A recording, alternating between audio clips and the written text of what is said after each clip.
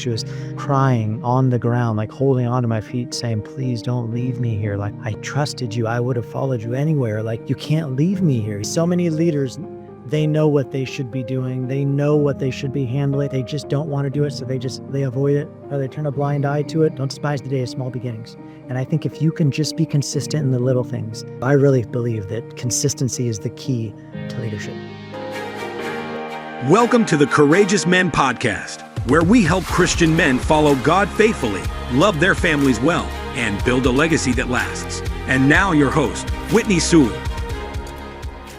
Today on the Courageous Men Podcast, we're joined by a man who helps leaders bring order to chaos, not just in business, but in life. Aaron Hovivian is the CEO of the CoLab team, where he works with founders and leadership teams to build systems that turn vision into execution and pressure into clarity. Aaron has spent years helping business owners make hard, disciplined decisions. You're going to hear that today throughout the entire interview, but the kind that protect the long-term health of an organization, even when they're uncomfortable, say in the moment. And that same leadership conviction was tested in the most personal way possible when he and his wife, Megan, faced a season that required courageous, decisive leadership at home. And today, we're talking about what it looks like to lead when the stakes are high, why consistency matters more than intensity, and how faith anchors men to make the right decisions, even when those decisions cost them something. Aaron, it's an honor to have you on the show. Aaron, take us back to the season when your daughter was 17. Your family was faced, with the decision no parent ever wants to make. Maybe give us a little bit about what was happening.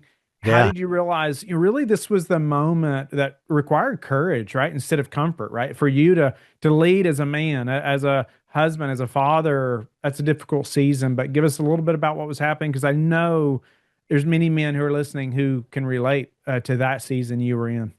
Yeah, man, I think that one of the trickiest things with being a dad, especially a dad of four, is that they're all so uniquely individual, right? And for us, we had already successfully been in the throes of raising three kids, when my youngest really started to struggle. And, it started in her junior high years, where she just started hanging out with this boy that was just not healthy for her. And she wasn't healthy for him. I can't say it was all him, like this evil, young kid. I think that they just both were not healthy for each other. And it just, we tried everything, we tried at first, like forbidding it, and then like, it was really hard to control, so then we thought, well, we'll just bring this kid in, so we pulled him in and like tried to really spend time, and that didn't fix things, this toxic behavior between the two of them that just was not healthy for either of them. The boy had really, unstable family situations, and he was unstable, and he had gotten violent with his mom at a point, and he had to be put, into a correctional facility for a while. It was just the not a healthy scenario, and definitely not something you want for your daughter, especially as dads. You're like, man, this is not who I would have chosen for you, and this is definitely not the relationship I would want for you, and so like we forbid it, and then we welcomed in, and then it still wasn't working. So then we tried to just be ambivalent about it, like what you're gonna do, what you're gonna do, and try to just keep some gauges on like rules and what we allowed, but it was getting worse and worse and worse, to the point where, it was really creating some deep depression and insecurity in our youngest, in Joy, to the point where she got to a spot where she was so low that she ended up overdosing on her depression medication. And thankfully, she let us know what had happened before it was too late, and we took her to the hospital. And I had never been in a scenario like that before. We had never been up against anything like that before, and I didn't realize that when you take your kid in for something like that, that you actually lose power over your kid. She was a minor, and, they 5150'd her, where they put her in the protection of the state of like, she's a risk to herself. And so I had gone to go get dinner for the family. We were stuck in this hospital for like 4 or 5 hours. Everybody was getting hangry, and so like I went to go get dinner for everybody as we waited up for them to pump her stomach and what we're going to do next and all those different things. And by the time I came back, they had pulled her into a room, and they weren't going to release her, and only one of us could stay. And so I was the one that was close to and like Joy's person, so they made me surrender my shoes and everything out of my pockets, and like all these different things. And we slept on the floor that night on a mattress on the ground in a padded room, like the craziest things. And And, like, it was so unsettling and so scary, and just having to be there for your kid in the midst of such a dark time. Um, and in the morning, they ended up releasing us because Joy did have support. She did have a clinician that she was working with, and she was on medication. But we realized at that point, that we were gonna have to do something. Like, this was the final straw, she was gonna turn 18 in just a few months, and she was still a minor. We still had control. And so, for us, we decided we were gonna have to find some place that we could, put her in for the sake of her own safety and to hopefully help her, and so it was a really hard decision, not something that you would want to do. We weren't sure where to go. We didn't know anybody else that had ever had to do this before, none of our family, none of our friends, and so we found some place online in Utah that was a ranch that was, built around animals and being able to work with animals and trying to get healthy. And so we made the decision, and I think a lot of families actually pay people to come take their kids there, but we were like, there's no way like we could do that, like in the middle of the night and then somebody show up in our room, how Oh my traumatizing it was. goodness. So we told her we were going to go visit some friends out in Utah, which was true. And we took her with us, and it was so heavy because she didn't know what we were walking her into, but we knew what we were walking her into, and even as we pulled into the place to drop her off at this ranch, like she didn't know until finally she knew, and then like just came apart and fell apart and just begged and begged me, and it was such a traumatic experience for all of us of like dropping her off, and they gave us a tour, but Joy stayed with them, and she tried to run off and they had to constrain her. And it was just such a traumatic experience. But I will say, I mean, it was so heavy, because she said things to me like she was crying on the ground, like holding on to my feet, saying, "Please don't leave me here. Like I trusted you. I would have followed you anywhere. Like you can't leave me here." And like we have very intimate like relationship with all of our kids, and it was so heavy. We had never been up against anything like that before. But I will say this, that decision, we didn't get to talk to Joy for a month. Like she had to be in there for a month only by letter. So I wrote her every single day. Then we were able to talk to her over the phone, but only with the clinician that was there, and only for a half hour, only once a week, and drove there for 4 months. And it was so heavy and it was so hard. Um, but she came out on the other side and has never gone back to that boy and never went and was able to recognize the like toxic tailspin that she had been in. And it was so heavy and so hard, but I'm so grateful because now we're 5 years later and Joy's doing so well, and she's moved out and she's on her own and she's got a job and she's so healthy, and she calls me every day on the way home from work. I was so worried I was gonna lose her, you know what I mean? Yeah. But I feel like it's pulled us tighter. So heavy time, but something that I feel like God was really kind, and what Praise he the allowed it Lord to bring. that she is doing so well now. I love that, and that she's still Yeah. calling you every day. That I wanted to go back and ask you about a couple things, and Yeah. you mentioned, like you're when this happened, you're in the hospital. I cannot imagine, and then getting there and realizing, wait a minute, somebody's taking my child or custody or whatever it is. I don't have control, right? I'm the father, and this is my daughter. You mentioned like you're her guy, like, you stayed there with her. Tell me about building that relationship Yeah. up to that point to where even in that moment, like, no, I love my daddy, Yeah. like I want my daddy to be here. What are some things that, man, for men that are listening who have maybe even younger children, maybe even older, but especially anything you did that said, you know what, this helped me to have that kind of relationship with her, even in a super difficult time. She was coming to her daddy for comfort and wanted him to be there. Yeah, man. I think that I've always really tried to be Joy's a big feeler, right? She's a 4 on the Enneagram. I mean? So, like, she's a big feeler, everything's emotion, right? And so, really, I've tried to key into Joy ever since she was a little kid, and she was always somebody who could move a room. Like, she could make all the big kids laugh, like, she would just had the funniest wit and just the things that she would say, and she was such a creative, she is such a creative, she paints and she draws and she can sing. She's got so many gifts. But I really tried to, intentionally connect with Joy on her level, and Joy wasn't an easy is still, and to this day, an easy kid to move. Like, Joy, a lot of times, doesn't like she can be a homebody and she doesn't like to go out and do a lot of things. The other kids, I always tried to make special time for them, like once a week, take one of the kids out and go do something special, go up to the coffee shop or go do something that they would wanna do and just invest special time with them. But Joy was tough because she didn't always wanna go do things, so I would just go and she'd be in her, maybe in her room, just laying in her bed, like, listening to music or something, and I would try and just go in and just lay down next to her and just talk, like, "How's she feeling today?" And, like, what's going on inside of her head today? And just try and connect with her on a level that, meant something to Joy. I really like that book about the Enneagram is called The Road Back to You, I think is what it's called. But it just talks about how do I engage with people that are at a different place on the personality scale of the Enneagram? Like, how do I, as a 2, relate to a 4, and what's a way I can connect with her? So I think that was something that I've really tried to implement with each one of my kids is how can I meet them where they're at and talk to them in a way that engages them and draws them out of themselves, and we can have relationship based on. Love that.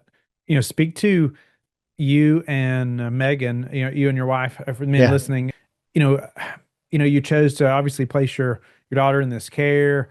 Speak to how you all stayed unified at that time. Obviously, Yeah. super highly emotional time. Maybe you weren't at times, maybe you were. I don't know. But I can't imagine, obviously a need for you all to be on the same page, right? About what's Yeah. best for your daughter. You both love her immensely. What did that look like? How did you work through that and really lead, through that? That has been, I would say, like Megan and I, so I've been married 30 years this year. And like Megan and I were high school sweethearts, and have been together, through all of my oldest is 28, so we have 28, 26, 24, and 22 each way. So I'd say Megan and I just naturally get along pretty well. I mean, like just in a very natural way, like nothing spiritual, like just personality wise, right? And then obviously we're both submitted to Jesus, right? Where it's like we're coming to him and teeing up under him with submitting ourselves to him for his guidance in both of our lives. Now that being said, we're very different as far as parents go. Megan would say, if you talk to Megan, she'd say that she's Moses and that I'm Jesus. And what she means by that is she's like very letter of the law. Like she's like, you did this, the consequence is this, very cut and dry. And I'm always like, were they clear on that was what the consequence was gonna be? Did we communicate that in a way that this is fair? Is this like, and I'm always more willing to like err on the side of grace than like just be super militant about it. Like, obviously, I think there's consequences. Obviously, I think things need to be corrected, but, I think when you start having turbulence, my first 2 kids, I would say if you asked me how I did with parenting, I would say our first 2 kids, we felt like we were super parents. We were like, "Come talk to us." And then our second 2 kids just kicked our butt when it came to, like, parenting, because 'cause they're all so unique and so different. So I think that when it came to this scenario with Joy, Megan, like, I think we both felt so out of control, like, not sure on like, we had tried it all. We had tried Megan's way of, like, being very, very strict. We had tried my way of trying to be a little more gracious and bringing her, but neither way was really working, and I think it really required both of us to come together and really just in desperation, like ask what's next. And so coming to God and praying that he would lead us to the right spot. But man, it is scary when you're just like surfing the internet trying to find some place you're going to put your child into that's like an institution. Like what do you do with that? And you have like it's these terrible stories. Netflix did a whole series on ranches in Utah. You know what I mean? Like it's crazy scary stuff that's out there. And but I felt like both of us really had a piece about this place, and to try it. And even once we got there, the man that Joy got placed with that was her therapist was a believer, because it you don't always find that in these kinds of places. Yeah. And it was so comforting to us that this would be the man that she was under the care of.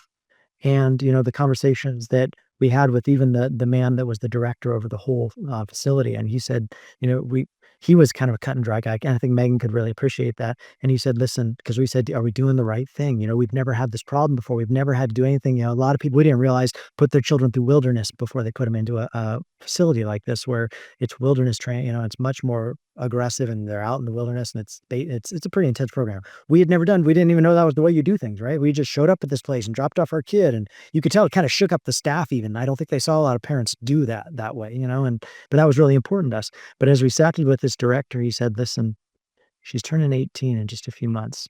This is your last window where you have control.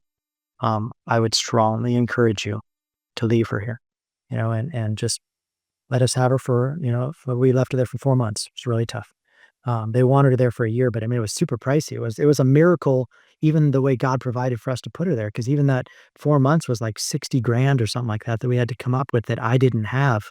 And it was, but God really was kind in the way it all came together. But I think that the way Megan and I went through it together was prayerfully and open-handedly, and asking, that Abba would lead us. And then in that, taking each step together. And there were a lot of times it's tough. I think parenting is tough on a marriage. I think Megan and I, would be a whole lot richer and probably get along a whole lot better if we didn't have kids that we had to work through life with. But I do feel like that, being put in those tense circumstances together actually is what's forged us and made us stronger and made us a unit that travels better together. And the two Mm. becoming one is the miracle, right? And I think it's through trials, through hard things that bond happens. Yeah. Wow. I love that you can say that, right? Yeah. And I hope that's encouraging to anybody listening. I know it's encouraging to me to think, okay, the hardships often is where the Lord gets more of us. Yeah. Right. Yeah. It's like, Lord, why does it have to be that way? But he has good in it, and he has had good in it. It sounds like it strengthened your marriage and probably family unit, in a Yeah. lot of ways, probably you didn't expect, right? As hard as that was, you know, are there any kind of, hey, while we're talking about that, because I feel like you and Megan had to have kind of a base there to be able to go withstand something like that and be together on it, unified on it. You're both loving the Lord, seeking the Lord, and that, like you mentioned. What did that look like even before that? You and her, is there a routine that you all have where you're both communicating, or you're both spending time together, or I don't know, just how have you cared for Megan in a way that's like built that relationship so you all were ready to go face that? Yeah, I honestly feel like tribulation has kind of bound us together through the whole thing. I think that for a number of years I pastored before I started running my own business. I think that I came in and out of entrepreneurship and pastoring through the years, and so business tribulation I think kind of works you through it. I know for me, we had been married 8 years, and I was pastoring at the time, and I got too close to another single lady that, really ended, like, really hard with the church that I was at, and even though, it didn't turn adulterous and it didn't turn anything like that, it was just too much proximity, and the church wasn't in a healthy spot, and they spun it, and really hung a lot of the ills of the church on me, as being the reason for it, and, like, made the whole thing public and renounced my pastorate, and it was, like, this huge traumatic experience, that I was a young guy, I was 28. And I had come up in this church, and gotten born again and immediately plugged in. So it was very, very shaking. And Megan and I actually moved over it. We were in Southern California at the time. We moved up here to Oregon. And as traumatic as that was, and Megan had to choose, like, who is she going to believe? Was she going to believe things they were saying, or was she going to believe what I was saying? And I was a wreck. Like, I was just emotionally just not well, because I couldn't believe what was happening and what was being said and what it was and what it wasn't, and all these different pieces. But I felt like Megan and I pulled away and moved up here to Oregon, and we didn't know anybody here. We moved up here because there was a church up here that we felt safe with.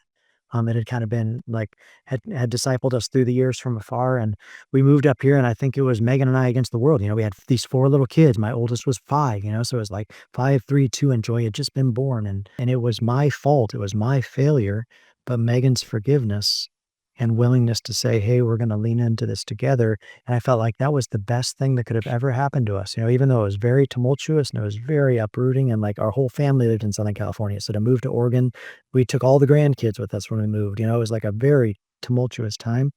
But I felt like it bonded us tighter because we allowed that hard thing to be something that for sure we had to work through, and for sure it was not easy, and there are a lot of tears and a lot of hard things, but it bound us together, and I think that kind of has been Megan and my way all the way through it. Of as we go through hard things together, we're committed to do this together, and we're going to lean into each other, and we're not just going to try and stand independently, but we're going to lean into the Lord together, and allow him, like, if like the psalmist talks about, like, it, unless the Lord builds the house, they labor in vain who build it, unless the Lord is watching the city, those awake and lay awake in vain, thinking they're going to guard it. You know what I mean? And I think that's the heart. I think that has really helped Megan and I. And then obviously, like, practices like you're talking about, like a weekly date night. Like, I think that's really important to do. Like, I'm going to take time out of my week, and even if that's just going out to get a dessert or just a walk around town or going out to dinner or whatever it is, like, make an intentional time to listen to her, and then, like, to build her up, and for us to encourage each other back and forth. Where would we be without the brides the Lord has given us. That's Uh, right, man. All of my mistakes, man, I think that God has been so kind to give me the woman she's given me for sure, that he's given me. Speak to confronting just maybe lies that you were confronted with. It's like during either of those seasons, probably of guilt or fear or self Yeah. blame or, Yeah. and how you walk through those as a father, even leading your daughter through this thing. I mean, I could just see myself thinking, man, what did I do? Yeah. Why didn't I do this other thing? Or Yeah. speak to that.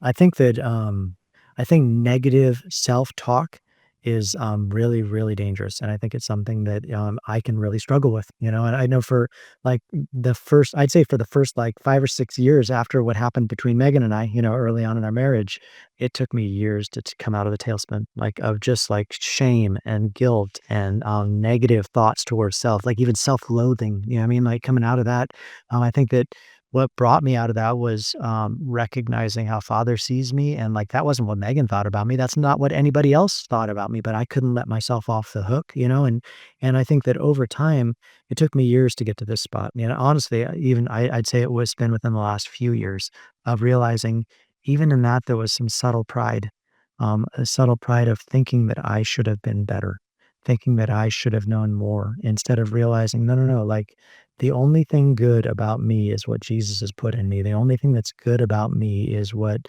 God is doing in my heart on a daily basis. And I can get proud over past successes and try and hang that on my shoulders. Up to that point, before I had that big fallout with the church, everything I touched turned to gold.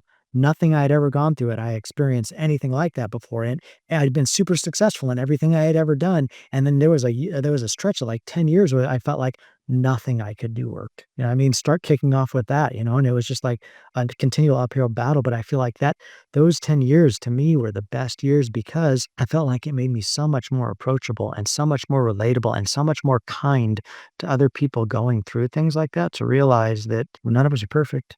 And I can either loathe myself and get stuck in self negativity and be hard on myself, or I can say, Lord, align me with what you think about me. Realize I don't have to tell everybody my story. You know what I mean? Not everybody even wants to know everything. You know what I mean? Especially if it's going to take me into a path of self-loathing. Like tell people the pieces that you feel comfortable telling until he brings you to a spot you're able to tell. I don't think I was able to tell my story for like probably almost 15 years before I could even talk about some of the things that happened back at that church and struggles Megan and I went through. And then the whole thing that happened with Joy, I think, as I began talking with people about my own frailties, I feel like vulnerability breeds vulnerability, and then we can actually get at some of the hard stuff. But like negative self-talk and self-loathing, like that doesn't serve anybody. That's not helping me. Didn't help me. Just helped me stay down instead of realizing Father's coaching me to keep on going. Yeah, you fell. Get up, keep running. Like I was excited, took 4 steps. Let's shoot for 5 next time. Let's shoot for 6 next time. Like, let's keep moving. Yeah, what we tell ourselves matters. Yeah. And I take it back to what we're telling ourselves, what we're taking in, often from God's word or what we believe about God. It just oh man, it informs so much of those things that we think. And love that. Oh man, that's hard. That is so hard, right? In those times where we want to self blame, and I think you talk a lot about just being consistent, right? Mhm. Yeah. And I think in both business and families, speak to what does say consistent leadership and maybe switching gears just a little bit, but there's still an emotional component here. But what does consistent leadership look like, say, when emotions are high? So, and there's not much clarity, and that could be in the family unit, or that could be in the. I know you're really good at bringing clarity in a chaotic situation in businesses. So you can speak to either side of that as leading your family, or Yeah. in businesses as well. Just that constant leadership Yeah. or consistent leadership. I really believe, like, whether we're talking family or business, because the collab team, we run operations for all kinds of visionaries. We have a team of 22 people. Our client load right now is like 28 different businesses we're in the middle of running operations for. So it's like I'm in the middle of visionary chaos every single day at a high velocity, let alone my own, you know what I mean? Like me running my own business. I think that, I have there's a pastor it was actually a pastor up here in Oregon that brought us up here that was really foundational in my young walk with the Lord that always used to say, this one sentence. And I felt like it was so good. And he said, do what you know and you'll know what to do. And I think that a lot of times we confuse it. I think a lot of times we make it more complex than it is. I think a lot of times we're like seeking out some new guru or reading some new book or looking for some new angle instead of just, no, no, you know what you should be doing. Just do the things you know? And so just this last year, I kicked off a Facebook group called Just Be Consistent because I really think that's what it's really about. And it's just about goals, right? It's like,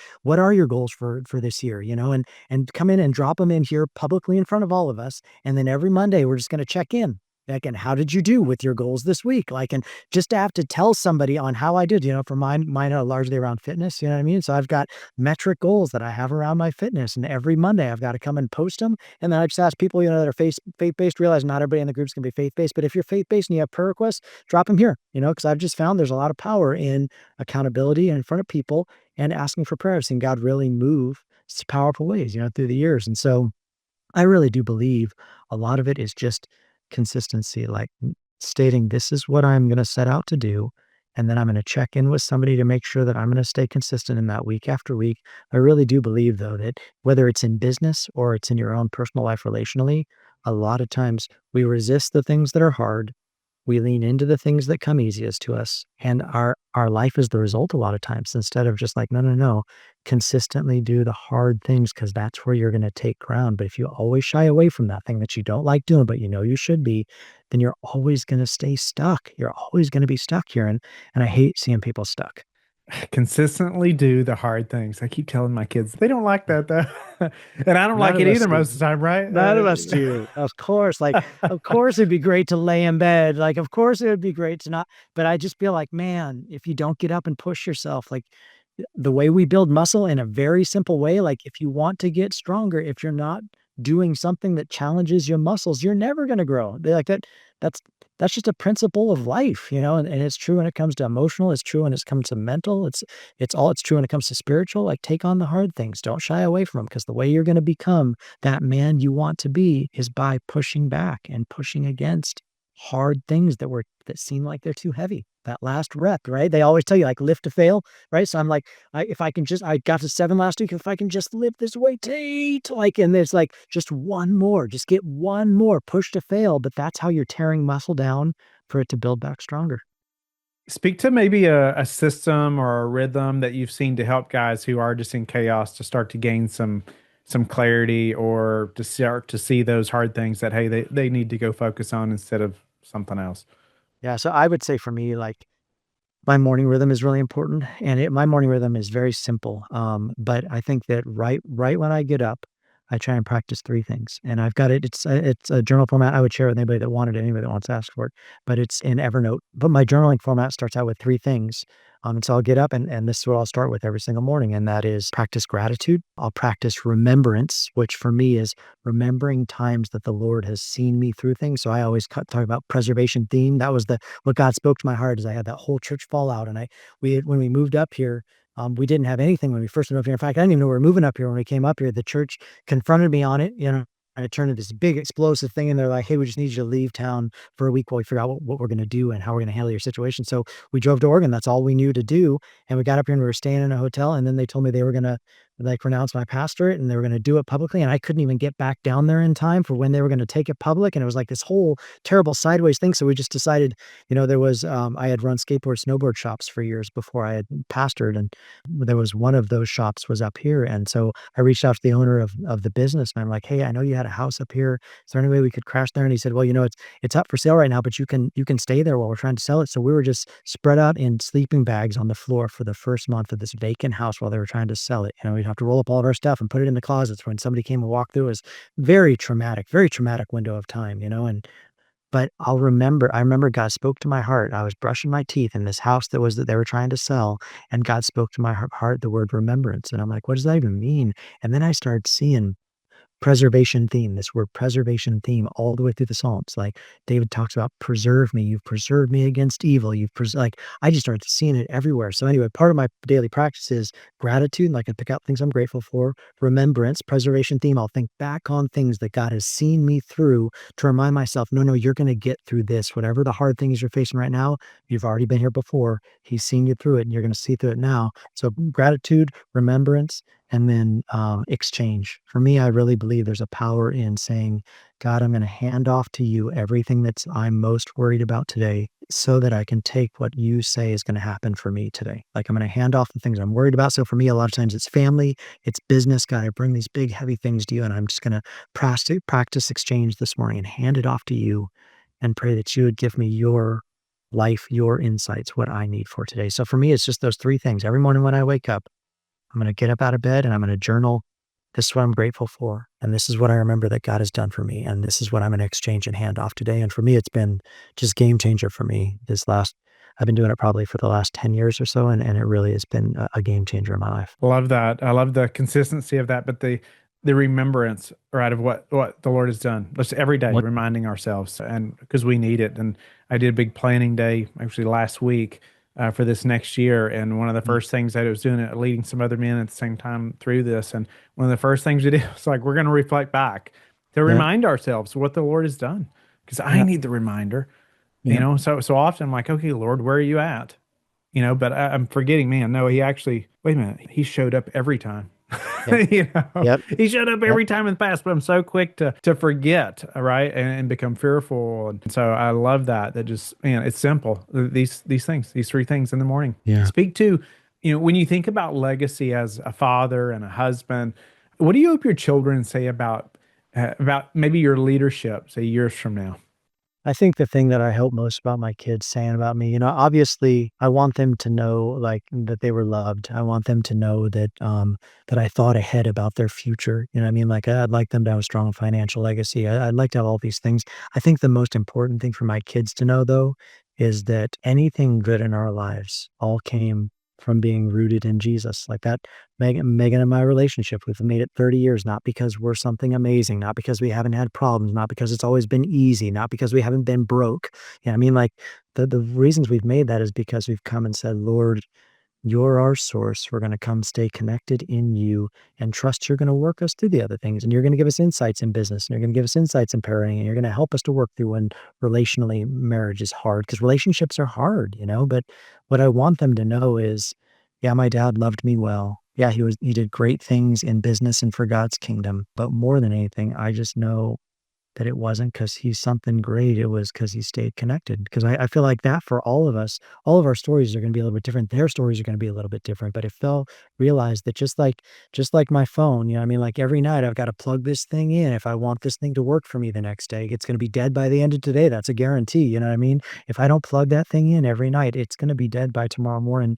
Like I want them to know if I don't stay plugged in to the person of Jesus, like I can't hope for any good things to work out in my life. Or if I do, it's a very short lived window until that battery dies and then I'm tapped. And so I really want my kids to know, hey, if you see anything good in me, that's only because I stayed tapped into the source. And these are the fruits. These are the fruits of a life like that. Not perfect, not always working out like in the way I maybe expected it to, but it all works out. Like he's working all of it together for good. What the enemy intended for evil, the Lord's intending for good.